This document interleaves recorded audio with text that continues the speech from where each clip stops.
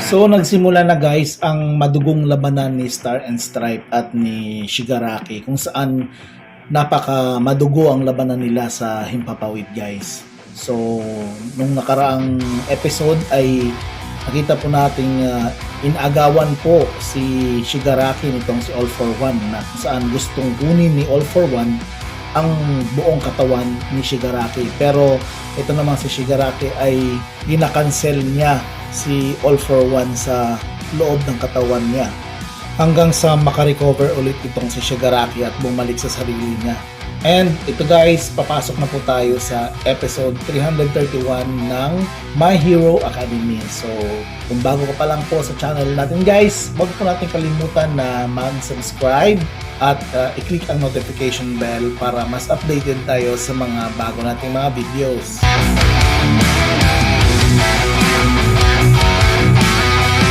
At guys, nakita po natin nakarecover na po si Shigaraki sa kanyang sarili at sinabihan niya itong si Star and Stripe na nagkamali ako sa sarili ko dahil in-underestimate kita. Na akala ko mahina lang ang New Order quirk. Kasi syempre guys, malakas yung quirk ni Shigaraki kasi yung quirk niya is decaying. Decay yung quirk niya guys at yung ability nitong decay na quirk guys is lahat ng mahahawakan niya ay either natutunaw or ito ay nabubulok. So yun yung nangyari sa kanyang parents na kung saan minasakar niya ito sa pamamagitan ng kanyang quirk.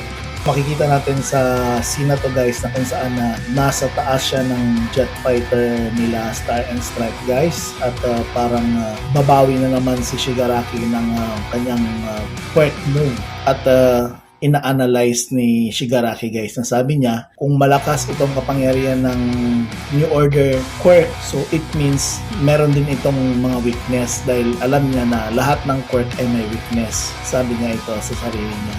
At dagdag pa niya na alam kong isa siya sa pinakamalakas na mandirigma or superhero sa lugar nila, pero alam kong bawat hero ay may mga sarili-sariling mga weaknesses. Yun yung pag-a-analyze na guys. At makikita po natin itong si Star and Stripe guys na naghahanda sa susunod na mga atake ni Shigaraki. At pagkatapos ay biglang nag-radio itong mga piloto na sabi nila, Star, anong gagawin natin ngayon? Parang hindi yata natatablan ng New Order quirk or itong concentrated laser itong kalaban natin. Baka madidihado tayo. And then nagsalita itong si Star and Stripe na pakisabi ito kay Commander Akbar, nagawin natin ang ating special formation. At nagsabi ang piloto na, uy, teka lang Star, huwag kang masyadong magmadali, masyadong delikado yan. At sinabi naman ni Star and Stripe guys na kailangan gawin natin to dahil kailangan nating tumbahin itong kalaban natin. Tandaan natin na ang kalaban natin ay hindi lang kalaban ng Japan, kundi ito ay kalaban din ng United States at kalaban din ito ng buong mundo. Ang kinakalaban natin ngayon ay masyadong malakas. Ay siya nga pala, hanggang sa makabalik tayo sa lupa, ayan mo akong gamitin ka bilang ating panangga. Okay, kapatid? At itong piloto naman ay naalala niya ang mga pagsasama nila ni Star and Stripe at ang mga grupo niya. At pagkatapos ay biglang nag-ultra speed itong pinatungan na jet plane ni Star and Stripe para atakihin na naman itong si Shigaraki. Pagkatapos ay bumuelo itong si Star and Stripe at gumawa na naman ng bagong quirk formation na tinatawag na fist bump. Ang formation naman na ito guys na kung ano ang action ni Star and Stripe ay ganun din ang kanyang imahe, yung higanting imahe na ginawa niya. Nang tumalbog si Shigaraki ay gumawa ng isang action itong si Star and Stripe kung saan nag-create siya ng isang clap guys. Parang thunderclap yung ginawa niya. Kung saan malayo ang pagkatalbog ni Shigaraki guys. At biglang sumigaw itong si Stars and Stripe na, okay guys, tirahin nyo na ng mga laser. At pagkatapos ay nung tinira ng mga piloto ng laser ay bigla itong dinampot ng image ni Star and Stripe at gumawa na naman ng isang quirk move na parabang ang laser ay naging espada ng kanyang iganteng imahe. At sinaksak na ito kay Shigaraki guys. Ang move na ito ay tinatawag na Keranos. Pagkatapos guys, itong move pala na ito ni Star and Stripe ay isang malaking laser sword na kung saan sinusustain nito ang kalaban. na hindi makagalaw. Kaya hinayaan niya si Shigaraki na masunog dito sa laser, guys. At sinabi niya kung matatalo niya si Shigaraki dito sa move na ito ay ibig sabihin ay masyado nga siyang malakas na kahit si Endeavor, guys, ay mahihirapan siyang talunin ito. At pagkatapos ay bigla na lang nagsalita sa radio itong si Commander Akbar. Ang sabi niya, Star, huwag kang masyadong makasarili. Talunin niyo yan kasama ang lahat ng mga kapin mo. Dahil may tendency na matatalo ka ni Shigaraki sa move nyo na yan. Dahil alam mo namang masyadong malakas si Shigaraki.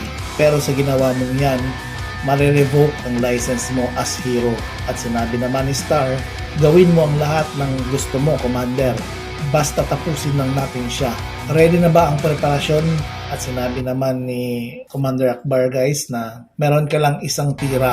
At pag ito ay pumalpak pa, ibig sabihin talo ka, mamamatay ka. At pagkatapos ay sabi ni Star and Stripe, perfect, okay lang, Commander. At pagkatapos ay sinabi ni Commander Akbar, napaka makasarili mo talaga. Kaya dahil sa iyo, ang bansa natin ay sumikat. Oh, ready na.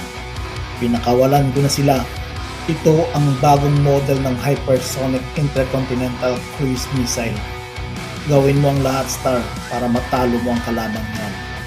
Yun, guys, pinakawalan nga ni Commander Akbar ang isa sa mga pinaka-latest at bagong model ng missile ng Amerika. Ang tawag nito ay ang Hypersonic Intercontinental Cruise Missile, guys. So, nagpakawala na ang Amerika para gamitin na ni Star and Stripe ang pinaka-ultra moves ni, guys, laban kay Shigaraki. So hanggang dito lang po tayo, guys. Huwag po natin kalimutan na mag-subscribe sa ating channel para mas updated po tayo sa ating mga videos. So kita-kits ulit, guys. Ingat!